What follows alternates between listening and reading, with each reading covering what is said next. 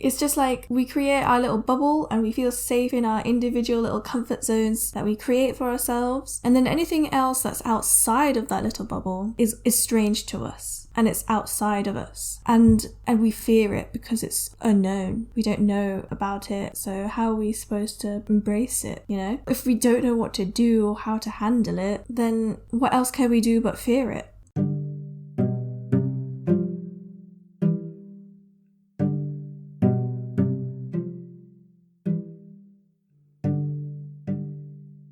You're listening to The Little Podcast, the podcast where we reflect on different topics each week together. All episodes are aired on Unity FM 93.5 on Wednesdays at 1 p.m. Their website is linked below if you'd like to tune in and be the first to hear new episodes each week. But of course, they will all also be available on my blog, www.littlemisszenblog.wordpress.com, as well as on all major podcast platforms. In this episode, I talk all about changes in life and how we can embrace it. I share my thoughts on why failure is important, my own experience with change, and how to practically make changes in life. InshaAllah, I hope you enjoy it. Here it is. Assalamu alaikum everyone, welcome back to the Little Podcast. Hope everyone's well and having a good day. Today's topic is all about changes in life. And I wanted to do this topic because I wrote a blog post about this quite a while ago now, when I first moved to uni, and I've just been reflecting on it recently, so I thought I'd share it in a podcast. So I wrote this blog post, like I said, when I was just moving out to uni, and alhamdulillah, it's been a great experience so far. And back then, it was all about me moving on to a new chapter in my life, and it's a chapter that's completely different and new compared to anything else that I've ever experienced, and it was going to require commitment, confidence, and it's going to demand change. And it was an interesting and exciting time for me. I remember being so excited to pack up all my things and like be responsible for myself. For anyone who's moved out to uni, you know what I mean. It's a very exciting time because you're finally becoming independent. But as much as it was exciting, I was also very scared too, like most people, I'm sure. When you leave your family for the first time, it's a lot to adjust to, and it made me reflect on, well, how can we handle change? How do we handle change? And for me, in that period of my life, I kind of just learnt on the spot, as most people probably did. And for the most part, I did embrace that change, but sometimes I just didn't like it at all. So hopefully I'm not the only one who felt like this or feels like this. Even if it wasn't for uni, maybe a big change in your life has happened recently, or maybe before. I think today, let's just all sit down and just reflect on that time. So hopefully you find this beneficial if you do feel the same, inshallah. So I kind of want to start with reflecting on how we perceive change itself. And can I just say, this whole podcast is literally just me talking about from my own experience. This is just how I feel personally and what I've experienced. So I've noticed that there's a common thread in human behaviour that seems to have this lack of enthusiasm or even interest at all in changing. I think it's part of human nature to want things to stay the same. We get into our little routines, we develop our habits, and then we thrive in that familiarity kind of thing. It's just like we create our little bubble and we feel safe in our individual little comfort zones that we create for ourselves. And then anything else that's outside of that little bubble is strange to us, and it's outside of us. And we fear it because it's unknown. We don't know about it. So how are we supposed to embrace it, you know? We dislike the notion that anything could be changed or lost, replaced, adapted, developed. It triggers our personal security because, well, if we don't know what to do or how to handle it, then what else can we do but fear it or dislike it or avoid it? And psychologically, change requires, and I'll try not to get too psychological about this, but basically it requires new neural pathways to be created in our brain so that we can learn and remember how to do things. For example, say you're learning how to ride a bike. For the first time, you stumble and fall, you can't keep your balance, everything's new to you, your body just doesn't know how to handle riding this bike. new neural pathways will begin to form and develop every time you stumble and fall. Then, once you've fallen down enough times, gotten those grazed knees and you scraped your elbows, that neural pathway will become strong and the memory of how to ride a bike will be encoded into your procedural memory. And eventually, you'll find that riding a bike will be so easy that you don't even need to think about it. But you got to reflect on the fact that, well, how did you get there? You didn't just wake up one day and knew how to ride a bike, and for the first time you just cycled effortlessly. No, you stumbled and you fell and you got hurt, but every single time you got back up and you carried on cycling on that bicycle because you're determined to learn. You only reached that stage of it being effortless for you after the countless amounts of failure.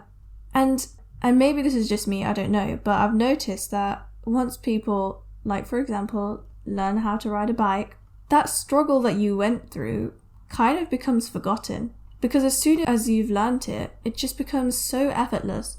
You just wonder how you ever didn't know how to ride a bike, because it just seems so easy to you now.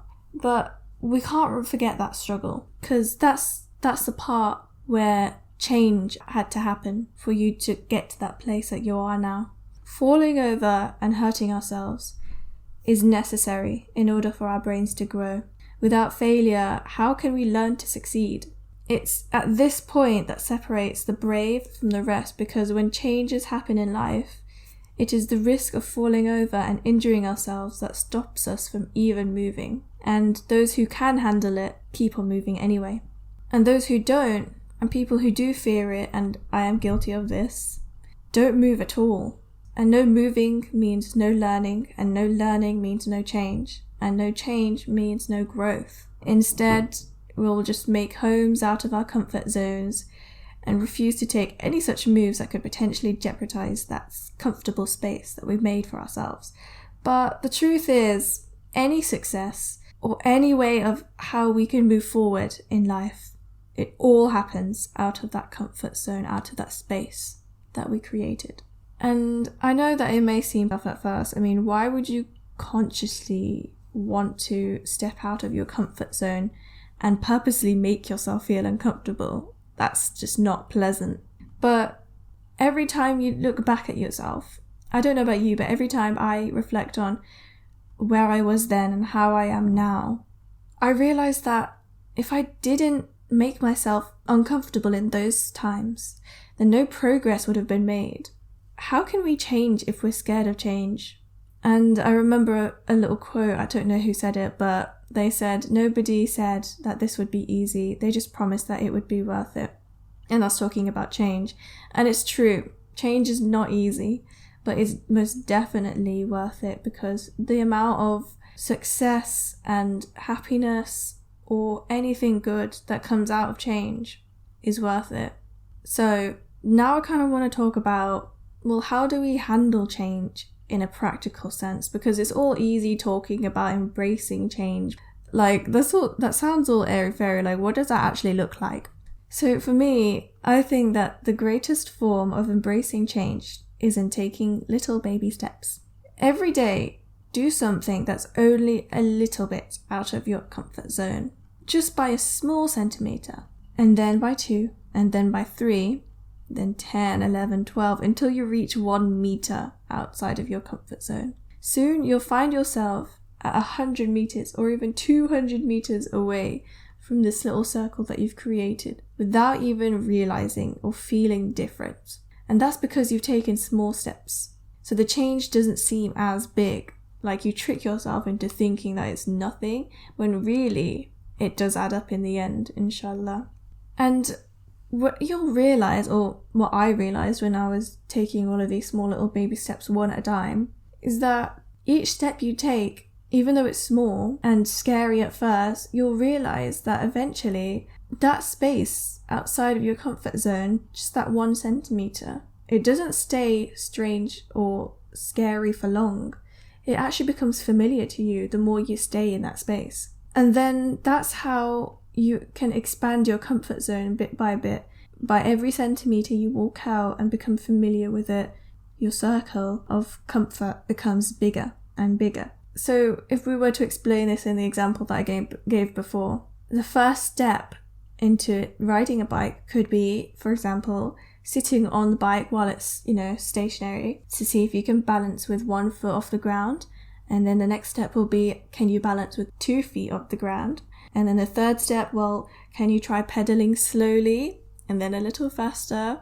Maybe only riding in the back garden at first, and then another step, and before you know it, you're riding full speed down the street. But the key is patience with this method, because if you take too much of a big step outside of that comfort zone, and I talk of experience, you'll definitely end up shrinking your comfort zone instead of expanding, because our natural instinct is to fear those situations, and taking a big step is almost too overwhelming for you to handle. Well, that's from my own experience anyway. I don't know about you guys, but every time that I try to make too much of a big change, it was actually counterproductive. Like, it did more bad than it did good. And it was like I took that big step forwards and then like 15 steps back from that, if you get what I mean. So yeah, if you think that you can take a big step and you dive into the deep end on the first day, your lack of experience will soon reveal itself when you almost drown. And I'm not saying that just to discourage you or anything, but it's as a warning and just to protect you, because I've done that before and it's just not pretty. So yeah, taking a big step, even though it might seem like a more productive thing, it's actually not. I mean, for most things in life, taking it easy, taking it one step at a time, as cheesy as that sounds, it actually does help. It's actually good advice to take. So yeah. But then there's a flip side of that, of taking too small of a step.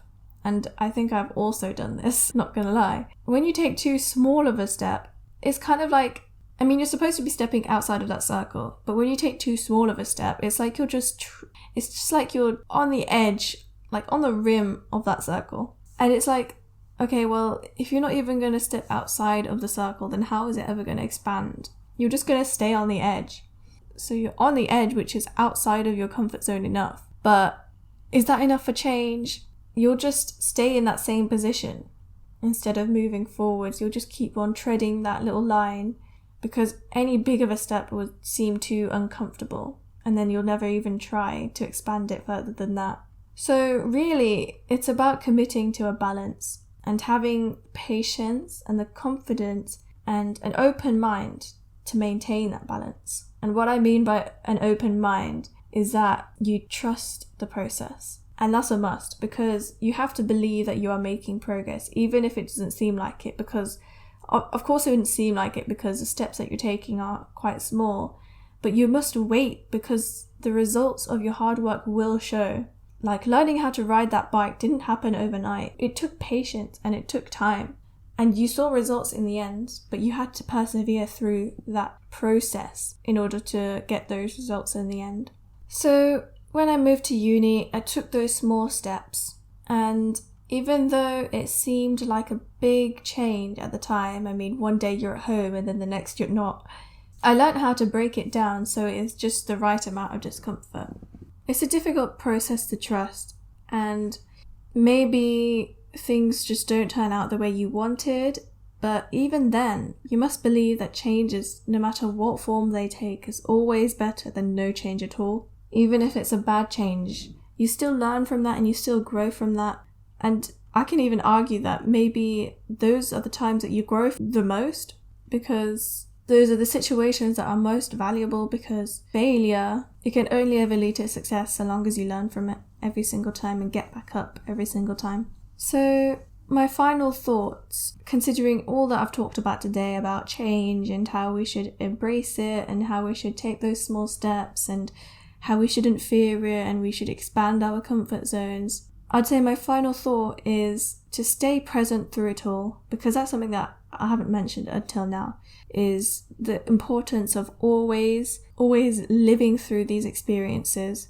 Sometimes we get so caught up on waiting for that end result, waiting for the time that we can ride down in the park by ourselves, that we forget to enjoy the process of getting there, enjoy the journey of failing and getting back up, and the struggle of learning and growing, because it's a part of our life, and it should be, even though it's difficult at times, you should learn to embrace that struggle. And hopefully, inshallah, you'll find that when you embrace that struggle, the struggle just becomes all that more easier to handle. So inshallah, I pray that we all find our balance in life, and that we embrace the changes that come into our lives, and that we trust the process with strong commitment and enough confidence and an open mind, and may it all lead to real success, inshallah. So that's it from me today. Again, it's a bit of a short episode, but hopefully you found it beneficial anyway. For anyone who's going through changes right now, may Allah help and guide you through it all. Inshallah, you stay strong and that you can get through it. Inshallah, stay tuned for next week's episode, which is going to be very exciting. Ramadan is around the corner. Hope you guys are all excited and prepared for that. I know I'm very excited as well. And inshallah, you enjoy next week's episode, because I've got a lovely guest that's joining me for that. So stay tuned. Inshallah, have a good rest of day. And inshallah, I'll see you in that next episode. Assalamu alaikum.